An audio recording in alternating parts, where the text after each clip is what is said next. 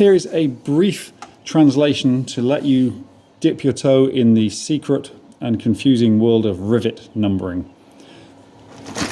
So they have, come on, focus, these numbers, like this one is a KAS 6-5 PTI, and it's 4.8 millimeters in diameter by 12.7 millimeters long. And how are they related? This is a KAM G51-53 TH-1/100. What on earth is that? 4 mil by 8.9. And this here is just called a 6.2. So there's your first clue, just the numbers. So let's start here. 6.2, 4.8 millimeters diameter, 3.2 grip.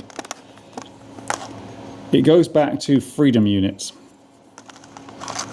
That 6 is the diameter here of the rivet in 30 seconds of an inch. 6 30-seconds of an inch, which is the same as 3/16, which comes out to be roughly 4.8 millimeters diameter in French units.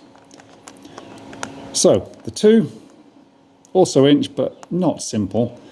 It's 1/16 of an inch. So that's 2/16 of an inch, which comes out at roughly 3.2 millimeters grip. That is the most it can stick together. So in the example of this little picture here, that space there, the 2 bits you're joining, or it could be 20 bits, on the one I was just showing you here, the most it can do is 3.2 mils. So let's go to this one. Oh dear, but it's escaping. So we've got the 6 the same as before, which means that it is 4.8 mils or 6 30-seconds. And we've got 5, which is 5/16. That's how much it can join. Now, the 12.7 is half an inch, so that's not really related directly. That's because in this case, for some reason, the metric they've given you is how long it is, not what it can join. And then there's a bunch of other things in here. There is K, because it's made by Connect, of course. What else would it be? AS, meaning that the body of the aluminium is aluminium, A, and the mandrel, this long bit, and the bulb is steel. And then P, it's a painted rivet, and it's titania. That's the name of this color. So there's some generic naming here that's true for all manufacturers, and then there's some other naming that's to do with this company.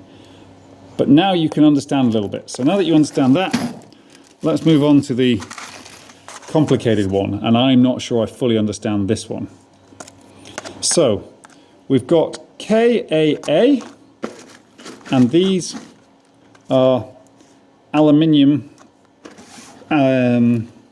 rivets, bodies and shanks. So the body is aluminium and so is the mandrel. So that's the AA. So Connect, aluminium, aluminium. MG, that's multi-grip. So if you sort of see there, you can see some wasted bits in there. That's to do with how the shape it pulls up, depending on how thick the material you're putting it into. And it supposedly means that it's got a bigger grip range, which then takes us to the 51-53. So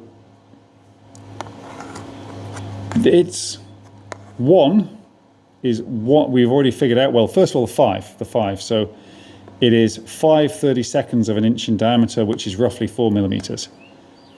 The 1 is 1/16 of an inch, which is roughly 1.2. And the 3 is 3/16 of an inch, roughly 4.8.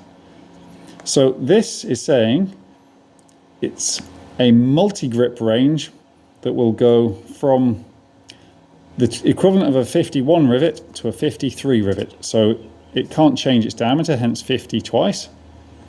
And so the 1 is the grip range, so it can do the 1.2 to 4.8. So now that we've got all of that out of the way, the TH is again painted, so maybe the one down there, the P didn't stand for paint. This is Thunder Blue, I think is the colour. I can't remember the name exactly, but it's definitely Thunder something, either Thunder Blue or Thunder Grey. And the slash 100, well, that's here for us, 100. So, connect aluminium, aluminium, multi-grip in the range of 530 seconds 530 seconds diameter and grip range of 1/16 to 3/16 of an inch. So, now then, why am I bothering with this video? I got thoroughly confused by all of this and wanted to understand. And I think the multi-grip is a bit of a joke, perhaps, because these ones here, they are supposedly only for a grip range of, oh, flipping heck, I mean, that's not even clear on the box. It only shows you a nominal, but if you go and look at the data sheets, it will tell you precisely, but it's meant to be a grip range of somewhere in the region of 5 to 7 millimeters.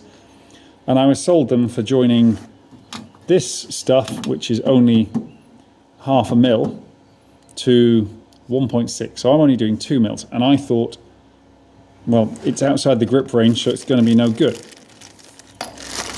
However, I was assured that it was actually going to be fine. But I didn't take anybody's word for it.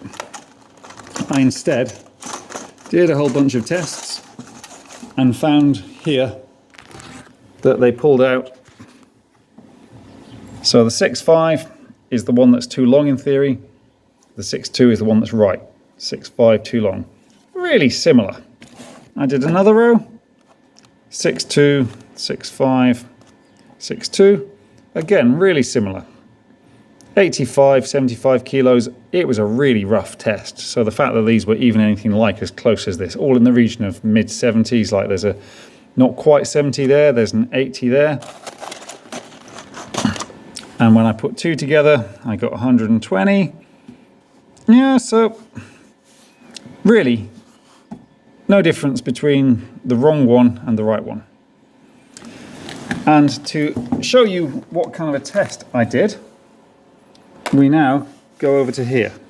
So I basically got a bit of the metal I need to join and the other metal I needed to join, put it on a chain, put the chain up to my lifting beam, put my hand over the lens, sorry, used my trusty cheap crane scale and pulled away.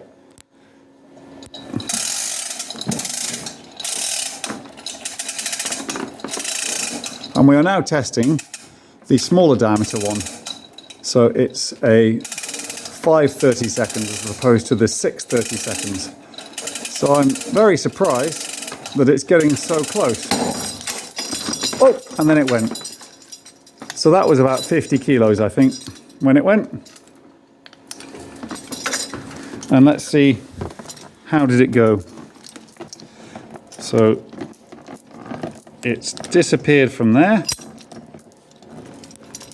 It's sheared its head here. And there we go. There is the broken head. So this one, it's the rivet that's slightly weaker than the material. And with the bigger rivets, it's the base material that is weaker than the rivet because the rivets come out whole. All right, I hope you learned a little bit there. And there's lots more to learn about rivets if you want to learn about them. But the main thing I learned is that you don't need to worry too much about the grip range, apparently, as long as your rivet is big enough to join the two pieces. Don't worry about it being too big. Thanks and have a good day.